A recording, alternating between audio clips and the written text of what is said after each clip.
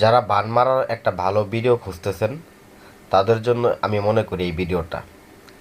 আজকে আমি এই ভিডিওর মাধ্যমে দেখাবো কিভাবে শত্রুকে দেশ থেকে বিদেশ থেকে দূর থেকেই শুধুমাত্র নাম দ্বারা এবং তার বাবার নাম দ্বারা এবং তার একটা ছবি দ্বারা কিভাবে 24 ঘন্টার মধ্যে শত্রুকে শেষ করা যায়, এই একটা উপায় নিয়ে আমি আজকে এই ভিডিওতে আলোচনা করব। তো অনেক ভাইয়েরা এবং অনেক বোনেরা বিপদগ্রস্ত হয়ে বাধাগ্রস্ত হয়ে কিন্তু একটা মানুষকে বান মারতে চায়। তো বান মারা কী জিনিস সেটাই কিন্তু আপনারা অনেকে জানেন না। তো ওই সকল ভাইদের এবং বোনদেরকে বলবো যে বান মারার যে ভিডিওগুলো আছে ইউটিউবে অনেক ধরনের ভিডিও আপনারা এর মধ্যে আপনারা দেখে থাকবেন। আমার ভিডিওটাও দেখতেছেন, ভিডিওটা প্রথম থেকে শেষ পর্যন্ত দেখবেন। আশা করি আপনার যে শত্রু নিধনের যে সমস্যাটা, শত্রুকে পঙ্গু বান্ধেন, মৃত্যু বান্ধেন, লিঙ্গ বান্ধেন, যে বাণী দেন না কেন বা প্যারালাইসিস বান্ধেন, যে বাণী দিতে চান না কেন এই ভিডিওটা পূর্ণাঙ্গ দেখবেন। আশা করি শত্রুকে নিধন করার জন্য বা শত্রুকে কষ্ট দেওয়ার জন্য যে জিনিসটা খুঁজতেছেন এই ভিডিওর মধ্যে আপনি খুঁজে পাবেন। তো কিভাবে এই কাজটাকে করবেন, কোন নিয়মে কাজ করলে বান মারা কাজ সত্যিকারের হবে এবং অ্যাকুরেটলি শত্রু শরীরের মধ্যে ঢুকবে এবং কি শরীর বন্ধ যদি থাকে তবুও ঢুকাইতে পারবেন।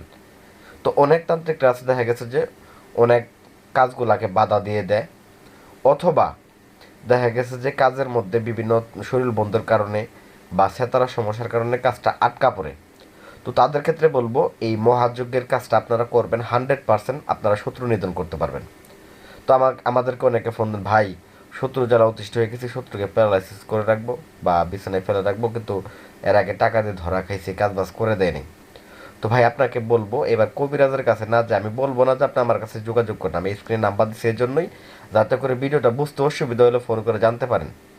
তো যাই হোক ভিউয়ার্স, এইখানে আমি আপনাদেরকে একটা কথাই বলবো, নিয়ম জানেন নিজের কাজ নিজে করেন, সোজা কথা যেটা। তো যাই হোক আমি নিয়মে চলে যাচ্ছি। তো এই বানের কাজটা করার জন্য প্রথমত আপনাকে শত্রুর নাম, শত্রুর পিতার নাম আর এবং একটা ছবি কম্পিউটার দোকান থেকে বের করে আনবেন। আনার পরে ছবির পিছনে শত্রুর নাম, শত্রুর পিতার নামটা লিখে নেবেন। লিখে নেওয়ার পরে এই নকশাটাকে নেবেন, যে কোনো শনিবার অথবা মঙ্গলবার দিন আসন করে বসবেন, এই নকশাটাকে অঙ্কন করবেন। কোথায়? রেশম কাপড়ের উপরে অথবা সাদা, যে কোনো সাদা কাপড়ের উপরে, পাতলা সাদা কাপড়ের উপরে এই নকশাটাকে অঙ্কন করবেন। অঙ্কন করে দেখেন এক পাশে লেখা আছে শত্রুর নাম আর এক পাশে লেখা আছে শত্রুর পিতার নাম। তো নকশাটা যদিও বুঝতে অসুবিধা হয়, ভিডিওটা আপনারা যদি সম্পূর্ণ দেখেন শেষের দিকে ভিডিওর নকশাটা আমি বড় করে আপনাদেরকে আমি দেখাই দিব। আর ভিডিও যদি আপনারা টেনে টেনে দেখেন ওই নকশাটা পাবেন না, কেটে যাবে।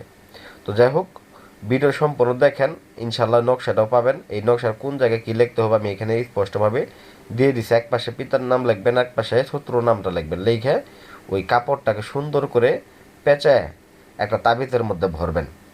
এবং তাবিজের মধ্যে ভরার পরে এই কাজটা করার জন্য আর যে সকল জিনিসগুলো দরকার সেটা হচ্ছে দুইটা কড়ি দরকার, দুইটা কড়ি দরকার এবং তার সাথে সাথে কাম সিঁদুর দরকার, অরিজিনাল কাম সিঁদুর। তবে এখানে বলতে পারেন, ভাই আপনি যে বললেন তাবিজটা লিখবো আর কাপড়ের মধ্যে লিখবো আর এটাকে লাল সুতো দ্বারা পেঁচায় নিব এবং তাবিজের মধ্যে ভরে নিব, কিন্তু তাবিজটা লিখবো কি দিয়ে?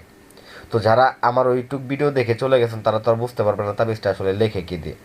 তাবিজটা লেখার ক্ষেত্রে এখানে ব্যবহার করতে হবে মাসিকের রক্ত অথবা পাঁঠার রক্ত। পাঁঠার রক্ত অথবা মাসিকের রক্তের সাথে কাম সিঁদুর মিশ্রিত করতে হবে, যে কাম সিঁদুরের কথাটা আপনাকে বললাম।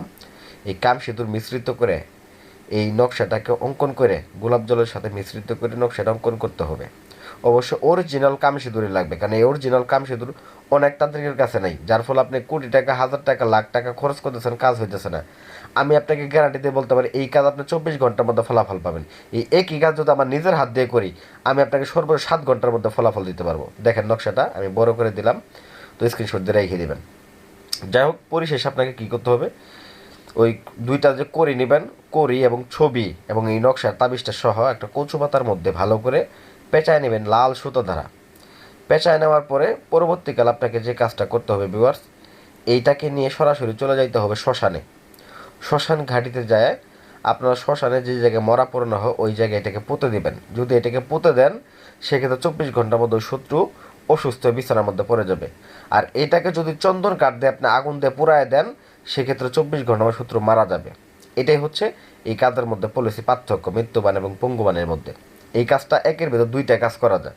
তো আশা করি আমার ভিডিওটা ভালো লাগবে, ভিডিও ভালো লাগবে ভিডিওতে লাইক করবেন, চ্যানেলটা সাবস্ক্রাইব করতে ভুলে যাবেন না। ধন্যবাদ সবাইকে, ভালো থাকবেন, সুস্থ থাকবেন।